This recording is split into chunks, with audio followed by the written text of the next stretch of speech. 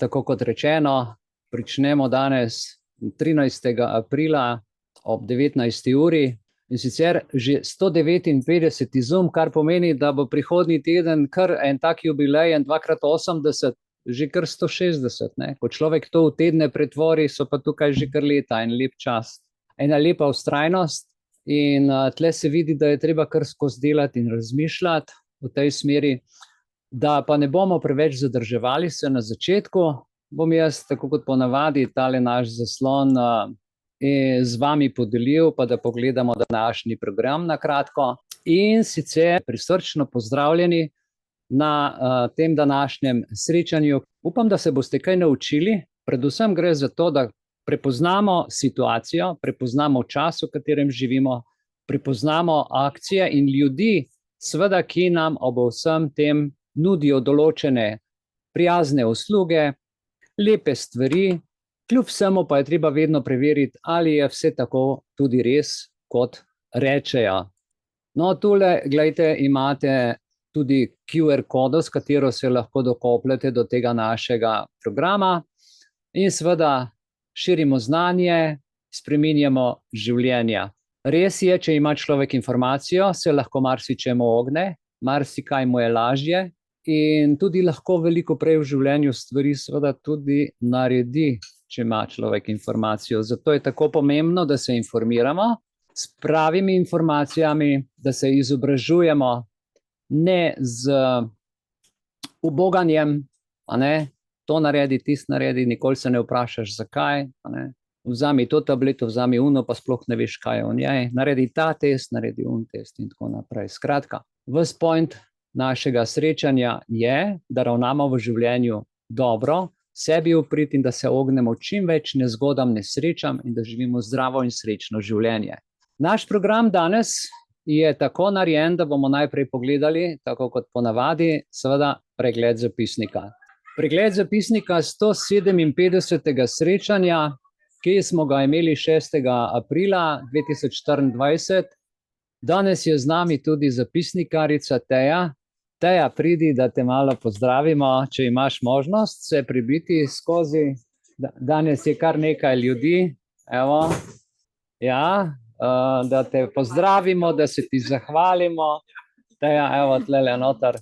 Ja, hvala ti za vse, kar narediš, a ne, za društvo in res srčna hvala vsak teden, to je res pohvale vredno. Super, hvala. Ja, hvala lepa. Nikaj. Ja, evo, hvala še enkrat naši zlati Tej. In naš zapisnik, jaz bom najprej vprašal vas, upam, da ste ga prebrali, ali ima kdo kakšno pripombo na naš 158. zapisnik iz dne 6. aprila 2024, naj pove sedaj.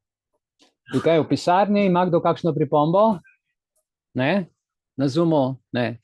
Hvala, glede na to, da ni pripombe, menim, da je zapisnik soglasno sprejet in tudi ta 158. zapisnik bo šel v naš redni delovni arhiv kot prihodnji spomin na današnji dan. Tako, kmalu bo na vrsti naša članica Aleksandra Bohorč s tematiko, zelo zanimivo tematiko, namreč narcis nikoli ne vara. Jaz, če bi prinesel na moje področje, bi rekel, politik nikoli ne laže. V tem smislu bomo nocoj nadaljevali tudi z mojo temo, ko bo Mihael Belis imel politični fašistični test, ki najbolj zdrav, ki ti čuva zdravje. Kako ga čuva, bomo videli pa potem v našem nadaljevanju okoli 20. ure. Iviljana, predsednica društva, bo imela slavljenje življenje, tako da nas po vseh teh tegobah in vseh besedah, ki ne bodo lahke nocoj, malo dvigne spet do neba, pa pogledamo dol, kakšno naj bi bilo naše življenje. Ob tem pa seveda ob 21:30 vas povabim, da ste z nami in da si pogledamo celovečeren film po resničnih dogodkih. Čudovit film, res, marsikdo od vas ga je že gledal, ki marsikaj pove o ljudeh in o tej kletki, o kateri Aleksandra tudi veliko govori. Ne? To je film Big Eyes, velike oči. Veste, vzemite si čas, po moje, za ogled tega filma, ne zato, če ste ga že gledali, in doživite ganljivo zgodbo o pogumu, umetnosti in iskanju lastne identitete. V tem filmu človek dejansko tudi vidi sebe.